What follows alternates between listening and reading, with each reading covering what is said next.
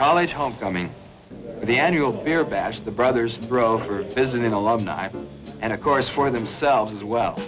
Time to belt a brew or two, and a time also that I, Joe Collins, found myself mentally reviewing some conclusions I'd reached. Now, the idle chatter between old grads and college chums was of little concern to me, for I had deeper thoughts. As an upcoming graduate, I had weighed the world in the balance and found it wanting. What it needed was some kind of help from me, and many a bull session had convinced me that a lot of the other guys felt much the same way. I was luckier than many of them, perhaps, because I knew something about myself already. I liked my studies, I knew how to learn, and I liked action. I wanted to do things that took me way beyond the books. Action things. Now this is action to some. Buy and sell and buy. Hooray for a 2-point change. This is action to others. Breathing antiseptic 20 hours a day. And this is action to still others. Dreams and schemes on paper only. But this was action. Real action to me. Every time I could steal away an hour. It was even more. It was mind and spirit too. This Mother Earth is never so blemished or so troubled that it doesn't look better from up here. Here, beyond the reach of Shelley's skylark and Bryan's waterfowl, there are neither poems nor mere words to describe it. If you have to ask, as Satchmo said of jazz, you ain't never gonna get to know.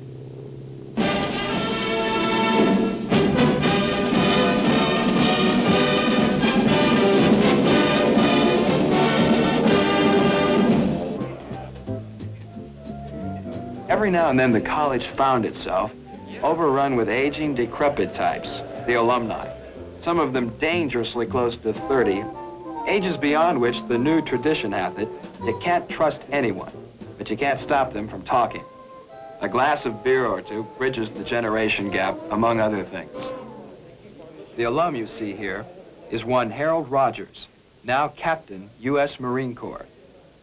From his dialogue, it was obvious he liked his work, and like most Americans, had the standard number of suggestions for improving the state of the world, but declined to take full responsibility for the state it was in. I inherited the world too, he seemed to be saying, but he admitted, under a certain conversational pressure, that our incursion into the halls of Montezuma was hardly a good neighbor policy, and that today at least, he would visit the shores of Tripoli only as a tourist or as a welcome guest. In the course of a lot of talk, Captain Rogers and I at least knew we had reached certain mutual conclusions. That American life, American challenges, called for new infusions of talent, energy, and ideas. That the best way to improve a nation, any nation, an institution, a business, or even a family, is from within. His own Marine Corps, he allowed, sounding like a recruiter, which he wasn't, needed the same doses of new talent. New people that America needs as a nation, or, if you wish, as a way of life. You gotta bear in mind that a country creates its own institutions, the Marine Corps included. And if the Corps has written a good hunk of American history, remember it could only do this with the full support and sanction of the American people, who provided the ideas, the men, and the money. You say you like to think and you like to fly? Mm-hmm. Good. Begin with a flight of imagination. Whereupon Rogers began to talk of the Corps and its men who do the flying. Before the party broke up that evening, I had learned that Captain Rogers' own particular interest was helicopters, where he had tended to emphasize them. Rather coincidentally, I bumped into him between classes the next day, and we continued our talk where it had left off the night before. He invited me to put myself, as it were, at the beginning of the action. Perhaps you're a bit like me, Joe. If so, you like people, and you like new ideas. But you go for the old traditions, too. They remind us that the human race is more than a flash in the pan, that America is a relevant place, not just for this generation and those that are gone, but, God willing, for those that are yet to come. In a nutshell, that's the whole purpose of the fighting forces. History has proved them necessary, and it'll be a much brighter future than anyone can foresee now that will prove fighting forces, the power of defense, irrelevant. Hey, Captain. Hey, Joe. Hey, Joe. To his new audience, Captain Rogers repeated some of his remarks about the military and everyone's need for it, after which he continued with a reference to an earlier phrase he had used about imagination. So in this flight of imagination, you and/or some of your contemporaries are at the Navy Flight School at Pensacola, Florida. You've already got the flying bug, and no one but you can tell yourself you haven't. But the bug flies no aircraft. You've got to learn how. To understand the engine, you have to understand what's taking place inside of a cylinder. This is a postgraduate course worthy of the name. An example of the Otto Can you imagine yourself getting to this point in time? You can imagine anything. Well, I can't. Me for the corporation life. Button down, uptight, on to the vice presidency. Well, I can imagine it. Yeah, it's only for 3 or 4 years if you want to make a change. Plenty of time to decide what direction that you want to take. Right. You don't sign up for life. You sign up for a stint of service. You begin with ground school. It's simply a matter of aligning the proper scales on the computer. Ground school gives you the basics of flight. You notice the fuel flow will increase when I go into afterburner about 3 to 4 There are a few times weeks of above academic basic training in engine. flight systems. They include physical conditioning. This kind of exercise is a bit tough on the muscles and sinews at first. The obstacles seem much too high. But after a while, one's body gets rather used to a physical test, even welcomes it after many hours of mental work in the classroom.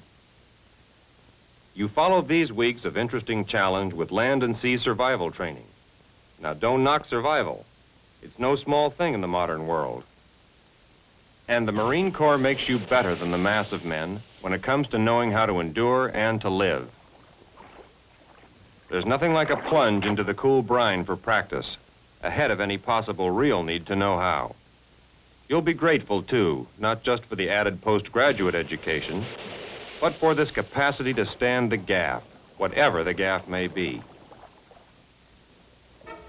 It's now only a few weeks since you came down this way, but you've crammed a lot of learning and a lot of experience into this fast-moving period. Now you put your learning into practice.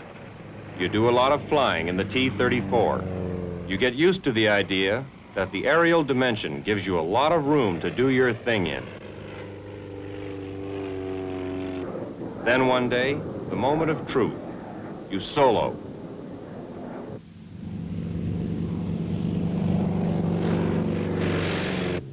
This first solo flight is, like few other things in life, beyond mere words.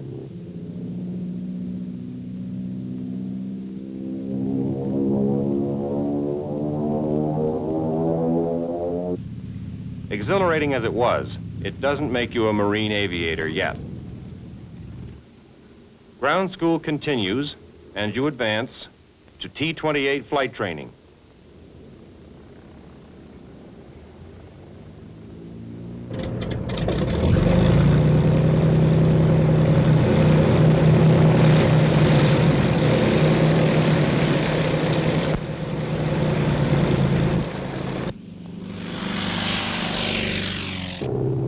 Eventually, your precision maneuvers become precision acrobatics.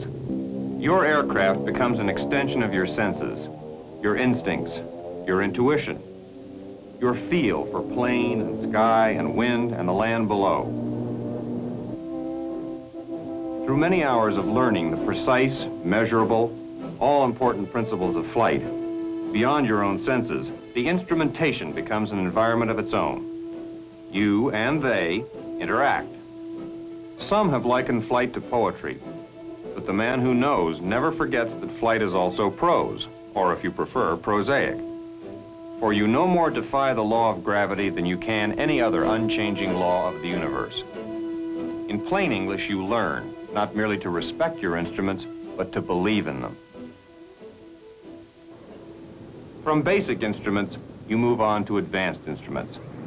The one-time overwhelming appearance of the cockpit has given way to a kind of friendly familiarity, for you are now at home in the air. And being at home, you find you can share your airspace more and more intimately with others. To bring you to this pass, the tireless taxpayers of a mighty nation have invested in your time and talents, and you have done likewise unto them. You are now ready, if you're my particular kind of flyer, to graduate from the fixed wing kind of flying to the rotary wing variety. The H-57 is constructed primarily of aluminum alloy. You are a beginner once again, but only to helicopters, not to flying. In it, you become familiar with the instrumentation. Even in ground school, the theory that goes before practice is on the higher level you now deserve. Emergency warning lights. The TH-57 trainer gives you the feel of these new wings, of this relatively new, ever-evolving kind of aircraft that can dash and pounce and hover. Here again you learn and appreciate the wonder of precision flight. You find that the two realms of land and air come together almost naturally because you know how to bring them together. Thus, beginning with a smaller and simpler helicopter, getting to know it inside and out, its touches of special personality, for all its mass production hardware, you work upward and onward to more advanced models, greater in size and complexity, learning to land where it's rough indeed, where landing would be out of the question for conventional aircraft. And finally, it is almost anticlimactic to say, this is the time when you truly deserve Uncle Sam's rare and special tribute. This phase of your work is in the nature of transition, because you are now ready, qualified, and presumably eager to put your skills to use, as in combat training, ready to go where the action is. Action? Yep. It comes pretty much in 7 varieties. For example, vertical assault, resupply on the battleground if necessary, or behind the lines, parachute drops to the troops, or recon insertion, visual reconnaissance, reconnaissance duties with the infantry, medical evacuation, either way, conventional or hoist, helicopter gunship duty. Couldn't help reacting to Captain Rogers' description of combat training. I sure as hell aren't stressing the easy part of it all. No, this is work that needs doing. You can't beat it for sheer... Significance? Not a bad one-word summation. I talked to Captain Rogers off and on during homecoming. He'd come back to school, after all, not as a recruiting officer, but as an alumnus. After we parted, I summed up what we'd talked about. He had planted a seed. So the Marine Corps, proud as it is hungry too, for talent, for ideas, for leadership, not least of all among its aviators. It's quite a confession if you want to put it that way. But I imagine any organization worth its salt is perpetually hungry right now for the leadership that it's going to need tomorrow. In any event, on the day of graduation, I acted, or perhaps reacted to a personal decision. At this stage in my life, I knew I didn't want those cubbyholes, those pigeonholes and paperwork. I knew the action I wanted. I would take on the Marine Corps for a stint, or vice versa. So goodbye to school, to stately towers, and to those who walk these ways, for the institution has passed out its diplomas. Material hints that youth won't last forever, that the world is dying to close in on you. I'll be trying to see a bit of the world first, and from on high. It'll be easier for me to be a groundling later on in life, if I can do something special now, like learning to fly, straight up and away.